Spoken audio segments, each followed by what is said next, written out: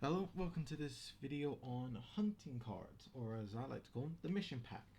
Now, in this video, I'll be discussing about the types of missions you can take, what these missions mean for the game itself, and what's their significance, and why I made these cards. I'll start with the first group, Tier 1 cards.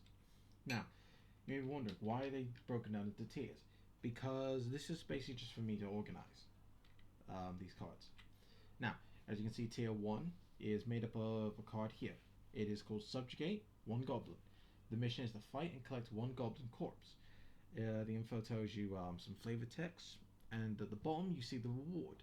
Now, commonly you would get these cards from the DM or GM, however you would call it, would say, right, you go into the Adventurers Guild, you ask for a quest, you choose some of the quests from the board, and then like maybe 5 or 6 of these quests pop up randomly. So one could say subjugate 1 goblin, one could say defend a town, or it could say gather these herbs. The idea is that the mission pack is meant to be a sort of do these missions, get some money from it, and incentivize players to actually go out in the world and explore.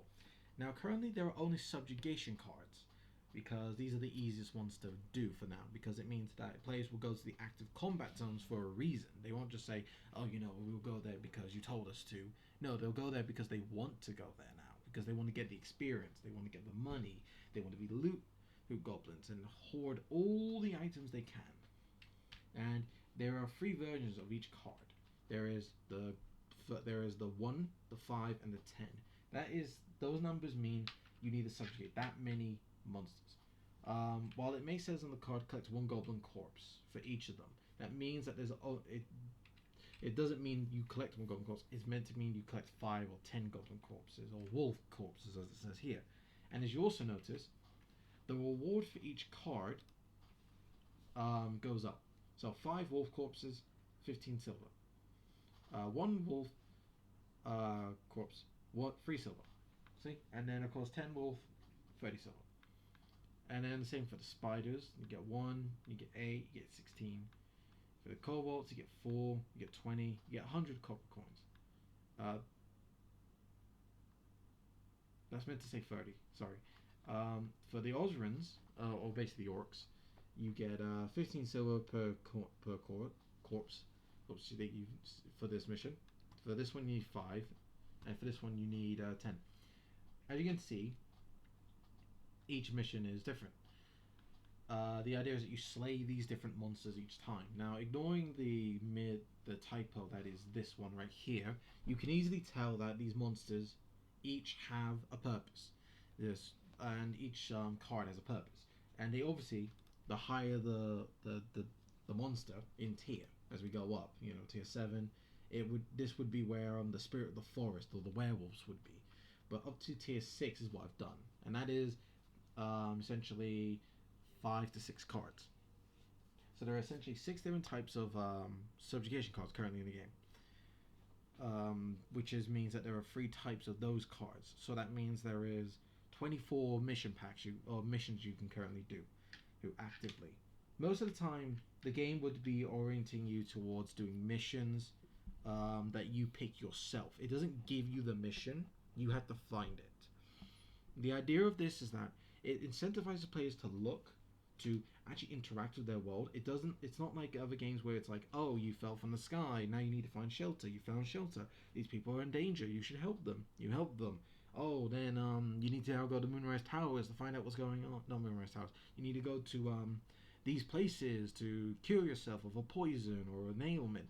Oh, now you find out that this giant conspiracy theory is real, and now you need to stop it before your ailment takes you over. And then it goes on like that. This game doesn't do that. You can. It does go on to the fact is that when you play the game, when you start off in the area you start in, which could be a kingdom, a forest, the mountain ranges, a hill, unconscious in the dungeons, or you could simply just say, I came from the tower, I don't know what's going on, which is the beginner style. You just basically started in the world. So the idea is this: these mission packs help this go, like, push it along. The idea is that these are meant to be like your daily missions, your missions you take every day. Not like the missions that are given out to you freely. They're more like you have to actively go to a place to get these missions, go to other areas and fight, rinse and repeat. Now the idea is that the most of the time there won't be just subjugation missions. There'll be gathering missions. So you got to gather certain ores, certain herbs, certain crystals, certain elixirs, for instance. Or you need to actually do something like an actual combat scenario that's different, like a defend a town, stop a raiding party, subjugate a raiding bandit group, or escort a caravan. And these are more or less the same as the subjugation cards here. They'll give you a certain amount of gold, they have flavor text, and then they tell you the mission itself.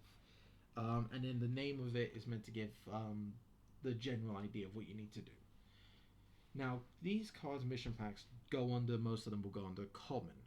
There are very few mission packs that will go above, like, say, rare. These ones are scripted missions that you can get in the game, like side quests essentially, or the main quest itself. But the main quest is essentially what could be locked behind a mission called the Undiscovered Returners. The idea is that the game won't force you to play the main story. You will actively play the game how you want, and if you wish to play the story, it will be easily accessible. That is the purpose of the mission cards, to play a game like this. I hope you enjoyed. Thank you for being here. See you in the next video. See you in the next video.